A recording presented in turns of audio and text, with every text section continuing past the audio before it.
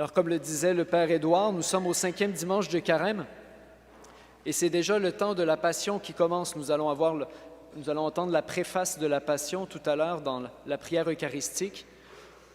Le bréviaire, ce que les prêtres, les moines prient chaque jour, nous propose de prendre des chants davantage tournés vers la Passion. Et l'Évangile lui-même nous parle de l'heure du Christ et nous présente ce drame, cette angoisse du Christ devant sa propre mort, qui est le texte de Gethsémani chez Jean. Parce qu'il n'y a pas de jardin de Gethsémani chez Jean, mais il y a ce questionnement, cette angoisse du Christ qui est exprimée au 12e chapitre. Alors, l'Évangile de Jean est ponctué par différents moments et l'heure du Christ permet de comprendre quelles sont les différentes étapes de son ministère, de sa vie, de sa mission. Au 2e chapitre, on a à Cana Jésus qui dit « Mon heure n'est pas encore venue » à sa mère.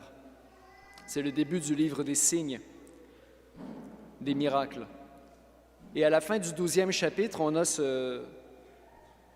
cet évangile très dense où Jésus nous dit « L'heure du Fils de l'homme est venue, où il doit être glorifié. C'est l'heure de la gloire. » Et l'heure du Christ se développera du 13e au 19e chapitre, la Passion du Christ. Le 13e chapitre commence, on l'entendra le jeudi saint, à l'heure où il allait passer de ce monde vers son Père, etc., etc. Donc, l'heure est un thème très important de l'Évangile de Jean. Et nous plongeons dans ce mystère de Pâques, dans ce mystère d'amour aujourd'hui, dans ce mystère de détachement de sa vie pour donner la vie à une multitude. En même temps, il neige dehors et on pourrait se dire, on serait mieux de parler de flocons de neige ce matin que des semis avec cette histoire de grains de blé. Mais justement, cette histoire de grains de blé nous indique combien, dans la nature même qui est créée par Dieu, est inscrite cette loi de mort et de vie. Il faut mourir pour vivre, avant d'être papillon, il faut être une pauvre chenille et puis devenir une sorte de cocon mort et puis revivre en beau papillon. Il faut mourir à un certain état d'être pour naître à un autre, pour changer d'espèce peut-être. Et alors ce mystère de mort et de résurrection, le Christ lui-même évidemment le vit et nous entraîne, comme malgré nous, même si nous sommes là tous les dimanches, même s'il y a de la neige, moi je n'avais pas un grand déplacement à faire. On se déplace, on sort, on vient à l'Église, on veut suivre le Christ. Et en même temps, c'est ô combien dur d'entendre cette parole qui aime sa vie en ce monde, la perd. C'est-à-dire, qui aime davantage sa vie en ce monde que le Christ, celui-là la perd.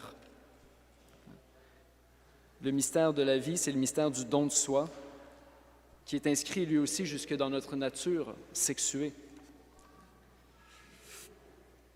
Et alors, ce don de soi du Christ, la lettre aux Hébreux nous le décrit de manière très,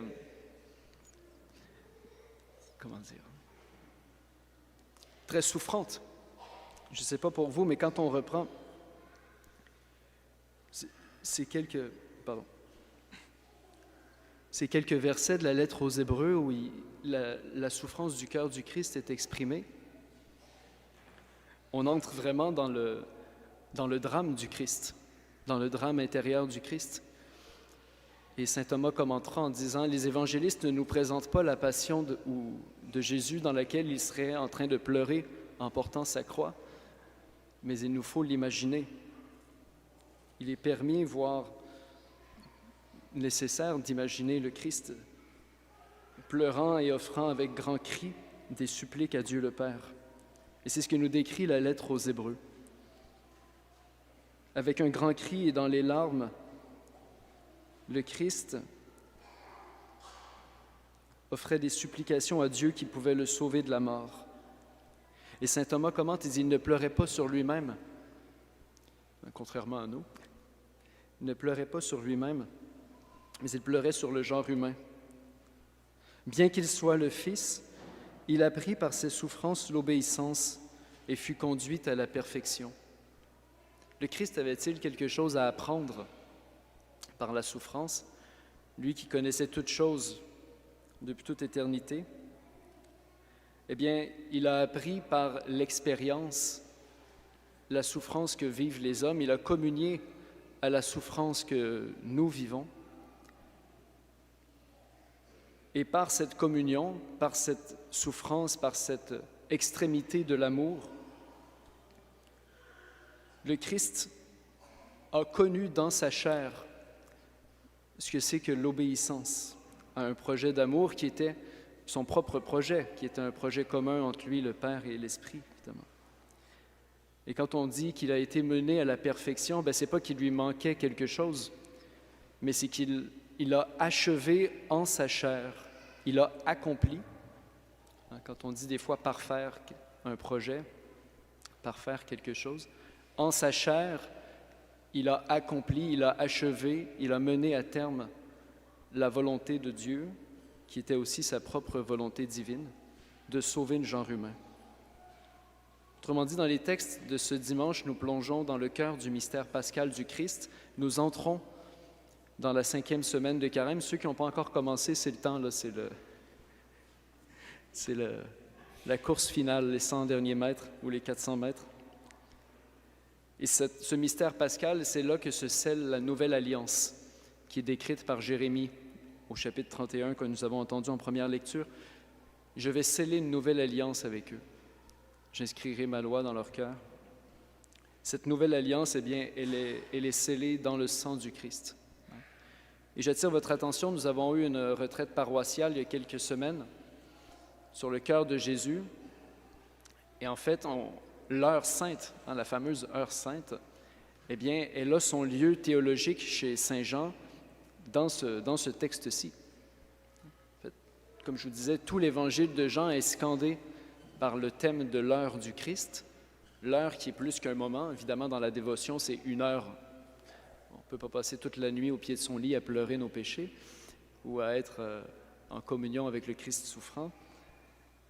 Mais c'est tout de même cette question de l'heure en tant que moment suprême d'accomplissement de l'œuvre du Christ, en tant que moment suprême d'accomplissement de son œuvre salvifique. Et cette heure, eh bien, c'est les jours de sa passion, comme un concentré de toute son identité d'amour. Et en même temps, pour ceux d'entre vous vous êtes forts parce que vous êtes venus ce matin, vous avez bravé la neige, donc vous êtes déjà prêts à vous détacher de votre vie pour prendre l'appel, c'est très bien. Eh bien, il faut continuer, c'est-à-dire d'aller jusqu'au bout de cet amour, de ce don de soi, de ce détachement, pour entrer, ça peut être même une prière quotidienne, entrer dans l'heure du Christ. Seigneur, que cette journée en ta présence soit vécue dans ton heure, dans cette heure de don de soi, dans cette heure de détachement de ma vie. Et ça, c'est ce qu'on appelle la gloire. Plusieurs fois dans l'Évangile d'aujourd'hui, il est question de la gloire. L'expression « heure de gloire » en québécois ou en français, quand on l'utilise, on ne parle pas de l'heure du Christ. Pourtant, c'est bien cette question, c'est même l'expression même qui est utilisée, c'est l'heure de la gloire du Christ.